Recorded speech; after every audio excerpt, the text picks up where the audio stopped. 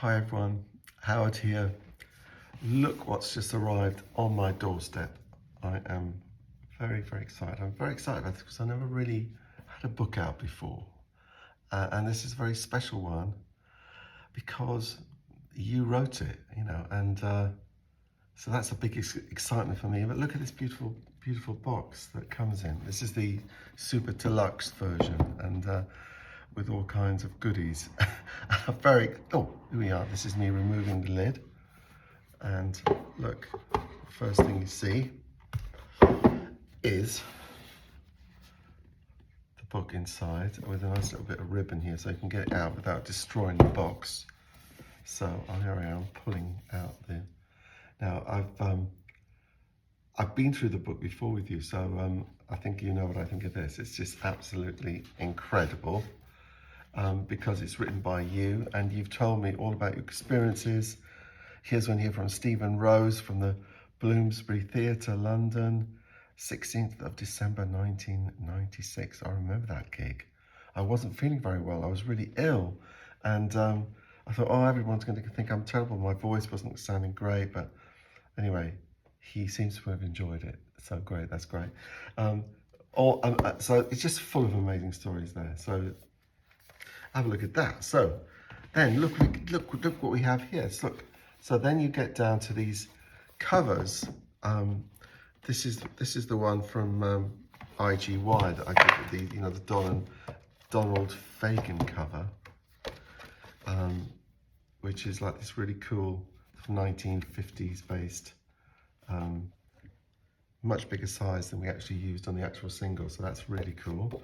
Now this one is really special because it was an album cover that Steg did for me that I never used.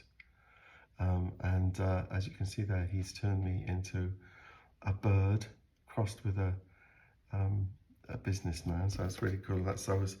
And the album was going to be called Those Who Move Clouds, but never used it. But it's a beautiful painting that he did for me. He's done loads of stuff for me. So that's really cool. So we go down. This is a certificate of authenticity. So it's saying, this is like an edition of 250. And so it just lets you know that that's what you got. And then here's some like sort of postcard things. I think like the 12-inch album. Here's the Things Can Only Get Better. Sort of postcard size. That's great. And here's some like really rare things. Now, so this is a copy of Risk One, right? Which we were, right back in 1983, we were doing these shows and sending out a little leaflet about what we were doing. And this was Tim Matthews did the artwork for this. And we're saying to people about, what gigs we were doing. What we've got here, the Wooden Bridge in Guildford, the Nag's Head in High Wycombe, wow. Friars, Aylesbury, the Marquee, London. Yeah. So there we are. And there's some blurb about what's going on the inside. That's a kind of real... now, these I find very interesting indeed. So this is me... Jan and I, after a very long bit of touring, we ended up in Bali, and you can see I blagged a bit of note paper from my hotel room and started writing the songs. I was desperate to get things written, and so this is me writing the song "You Know I Love You, Don't You?" And when you read it, you can see there's a few differences, a few changes that I made, and yeah, but basically it's the same song. You got the socket, I got the plug, on the floor, you are the rug. Or I got the arms and you got the hug. So that didn't get used. Yeah, so you are Lily and I am the pond. No, that didn't make it either, but it's really quite interesting too.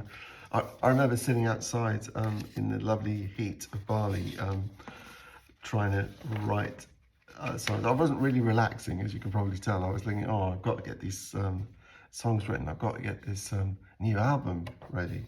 And here's another one, Will You Still Be There? Now, I think that's pretty much finished because it looks like I haven't made any changes there. When the world seems to fall apart for us, when all the hope has turned to desperation. How can we torture the ones we love?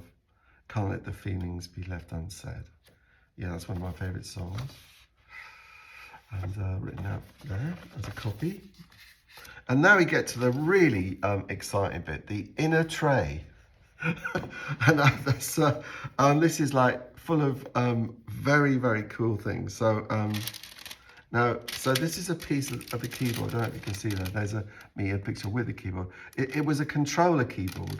So I didn't want to like cut up a Jupiter 8 or a Juno 60 or anything like that, because that would have been real sacrilege. So what we did is we took this keyboard apart, which I used in the studio and also used on tour, playing it live all over the place. It's been was specially chromed for me. And there's a little piece of it here.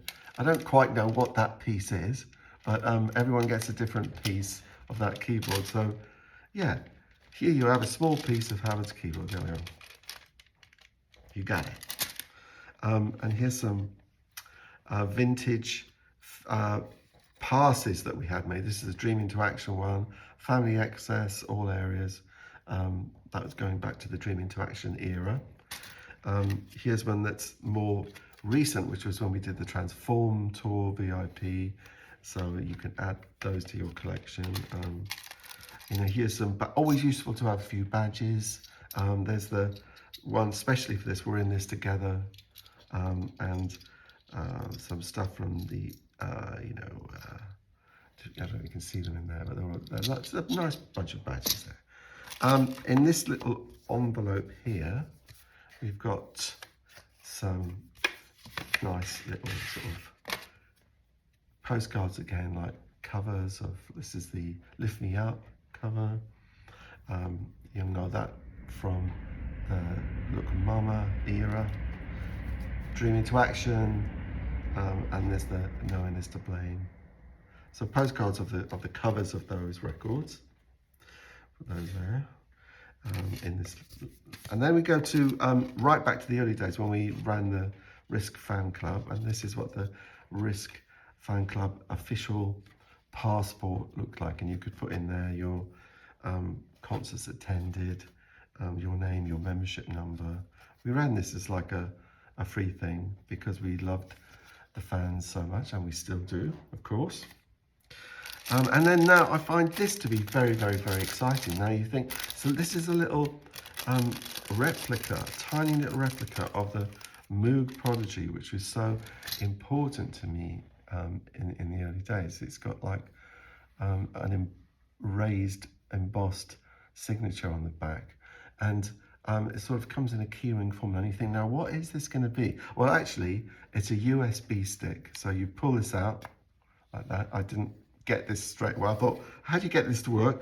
And then you plug that in, and then there's a piano piece that I recorded with a kind of medley of about 8 or 9 songs that you're going to know on my new Steinway.